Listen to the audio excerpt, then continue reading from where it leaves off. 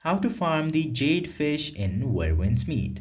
Now in order to farm the jade fish in Werwin's Meat, simply go over your bag, and after going into the bag, select the money bag. In there you will see the option of jade fish. Now it will show this option of how to obtain. Just simply tap to engagement hub.